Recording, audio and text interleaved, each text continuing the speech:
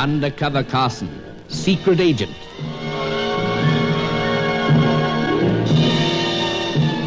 Operation Deathray, an assignment in Rio.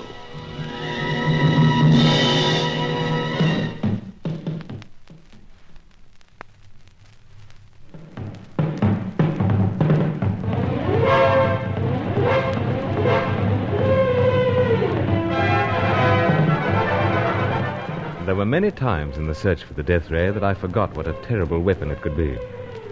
And with so many attractive rivals playing their shadowy parts, even a hardened undercover man could forget. Hetty Fitzhenry, the red-headed American bird painter. Blonde Helena Jansen. The dark and exotic Fay Corelli. All three stunners in any man's language. For what powers were they working? Were they already ahead of us in the search? With the able help of Sir Giles Davenport and his servant Angelo, I'd run down 2 of the 6 scientists, but only to find that a certain Chaco had beaten us to their information. Now we discovered that Chaco had been connected with the search for the lights that never go out. An old friend of Sir Giles was coming over to explain the story behind these lights. In the meantime, in Sir Giles' Cocoa-Baganya apartment, the conversation turned to other dazzling and dangerous lights. Carson, old fellow, I suspect that you cherish some secret hope where Mademoiselle Corelli is concerned. Can you blame a man, Sir Giles? I mean that she might turn out to be in all truth the fetching scatterbrain you first imagined. That? Oh, I see what you mean. I hate to harp, you know. Oh, go right ahead, sir. In this espionage business, you often find, as we are finding now, that there are many people in the hunt. So, sir. And one way of organizing a clear run to the prize is to discourage, deceive, or destroy the opposition, even dazzle them. And I'm being dazzled by one of the opposition's leading lights? At times, I fear so. Once again, sir, can you blame a man? Oh, I understand, Carson. Well, take espionage through the ages, and you'll find time and again that some exceptionally attractive woman is being used as the lure, the decoy, or however you care to put it. Perhaps that's what's drawn me into the game. Whatever it is, old fellow, you're certainly a magnet. Amazing how you meet up with them. Just luck. I wonder. How so, sir? I've often thought about the way you met Mademoiselle Corelli. At a dive called the Black Macaw. She was being pursued by some Rio dandy, chappie who'd seen her dancing at El Rocco. I was at the bar at the time. She appealed to me for protection. We danced, introduced ourselves. Dandy moved off. A very convenient way of getting you away from that Brazilian bartender who was about to give you some valuable information. True, sir, but hardly seen, sir, at the time. Nevertheless, Carson, you were lured from him, and he was killed, or rather, murdered. Yet Fay seemed so helpless, so shocked. She's quite an actress, from what we know now. Must agree, sir, though with great reluctance. Be on your guard, Carson. Play her own game, and then perhaps we'll discover for whom she's working. I will, sir. Suspect every blink of eyelash, every sweet nothing. That won't be easy. Permit me to interrupt, Excellency. Oh, what is it, Angelo? From the next room, Excellency, I have observed on the boulevard below the arrival of your friend. Ah, on the dot. And now he enters the building. Splendid. I'll attend to him, Angelo. You stay out of sight. If that is what you wish, Excellency. I don't want the fellow to think that we are very greatly interested. He's a man as straight as they come, but no need to make him curious or such like. I will retire to the other room, Excellency. Good. Though, mind you keep your ears open. See, Excellency, if that is what you wish. Well, now, Carson. I say, old chap, that's an odd sort of expression you have on your face. Nothing, sir. You seem quite concerned about something. Oh, let it pass. Just thinking. Oh, very well, then. Let's prepare ourselves for the story behind the lights that never go out. I've warned you. It'll make you wonder.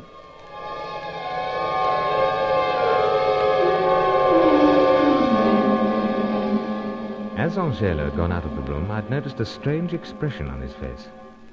I thought perhaps he was hurt about things, and later I was to recall it and try desperately to analyze it. But for the present, I turned my attention to Sir Giles' friend, a bluff sort of Englishman who'd been in Latin America for many years. He was a fellow you couldn't help but like. Julius, I'd like you to meet young Carson, Commander Julius Grant. Oh, how do you do, Sam? Glad to meet you, Carson. Been reading about you. Reading about me, sir? Well, the newspapers are weeks and weeks old as a rule before I get round to browsing through them. Picked up an old copy telling about your arrival in Brazil. Oh, that. They certainly gave you a write-up. Is it a fact about all these quaint hobbies of yours? More or less, Commander. Quite a bird you are, what? A bird watcher. Oh, yes. But the weapons business and the pipes. And don't start him on his beloved pipes, Julius. He'll be hauling them out of his pockets and telling us in what far-flung corners of the globe he collected them. Now, do let's sit down. Thank you, Giles. It's jolly sporting of you to come over so quickly. After all, my query was of no importance. It's just something that happened to crop up, you know. Well, I might say that it's a matter very close to my heart, and I'm only too eager for a chance to discuss it, especially as I've been on the trail of those lights myself. The commander's an explorer of some note, Carson. I did tell you that. Of course, sir. Oh, I wouldn't say of note, Giles. Like my home comforts too much. But this country is seething with mystery, and now and then I go off on a jaunt. Anyway, to get to the lights that never go out. Indeed. We found it absolutely intriguing since you mentioned there was some wonder about them. Well, Giles, for many years now, fellows like myself have been trying to track 'em down. But first, let me remind you of the great upheaval suffered by this world of ours. Continents have vanished, oceans have changed their shapes, tropical jungle once flourished where now there is ice the year round, and there was once ice covering our tropical regions. You follow? Quite, sir. Well, in the course of all these upheavals, there is no knowing what ancient civilizations might have perished. Many have. We know that. Yes, as the investigations go on, more and more evidence comes to light. And it is in the myths handed down by seemingly primitive people that we get the most interesting glimmers of the glories that once existed. Now, young man, Sir Giles has described me as an explorer, and I've explained that I'm perhaps not the type that revels in roughing the wilds of these parts. But in a sense I am constantly exploring the myths, the legends, and the folklore. That, Commander, is often equally as fruitful. Well, I've made a certain amount of progress. In the myths of the Indians, who now inhabit the remote backwoods of Brazil, you hear some amazing tales of lost cities, of hair-raising rites, of glittering splendor. Well, then there is something in this lost city business, sir? Man, it's an established fact. But to come to the main point, among the natives you hear that these ancients had an astonishing means of illumination. Temples lit by a blazing light, a light that never went out. And how's this accounted for? Well, young man, in view of modern discoveries, there are many of us who believe that the source of light was atomic. Atomic power? In the hands of the ancients? It's all rather startling, I'll admit. But yes, that is what is suggested. Quite a breathtaking suggestion. You've seen ruins, you say? I have, but never the lights.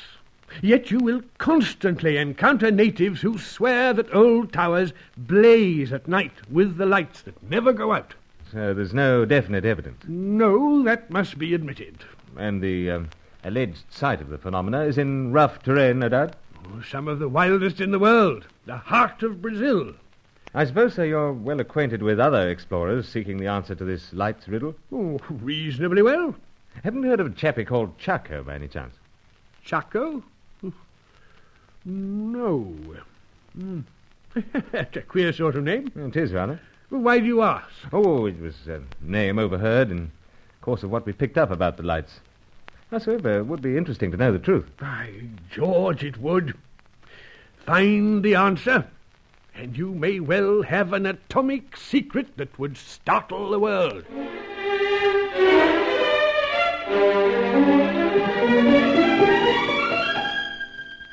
As Sir Giles had warned me, the story did make me wonder. We spent some time listening to the explorations and adventures of this former British naval commander, and he left us wondering whether the next leg in our search would take us to that brooding heart of this vast country. The tip had come first from one of Angelo's relatives. We asked him to go out and see if he could get us anything further on the matter. I noticed that he was still acting strangely, and I mentioned it to Sir Giles.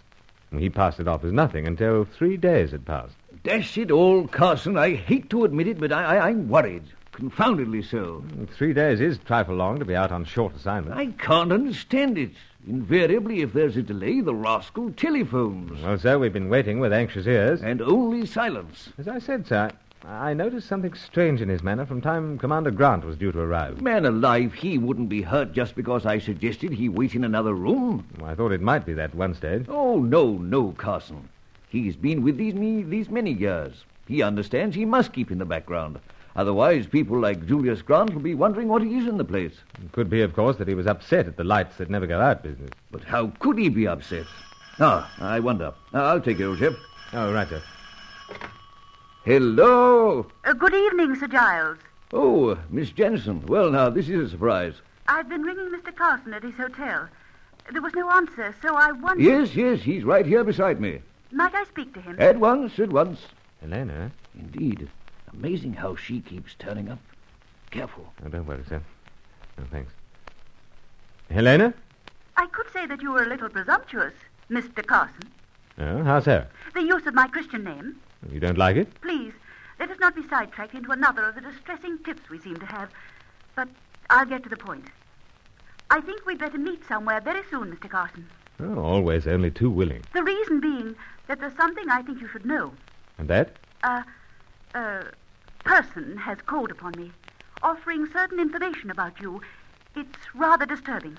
What sort of information? It concerns the true nature of your mission in South America. This person, Helena? A native of Brazil. He calls himself Angelo. Angelo? Offering information about me? That is so. I thought you might care to meet me somewhere and discuss the exact nature of his proposition. I can't imagine what they are, but... Yes, I think we had better meet.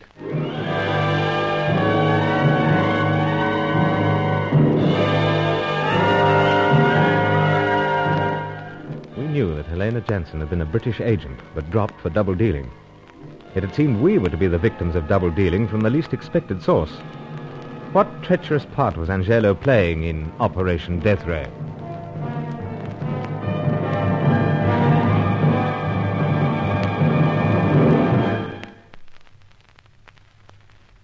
Undercover Carson is written by Michael Noonan and produced by Walter Pym for Artranza.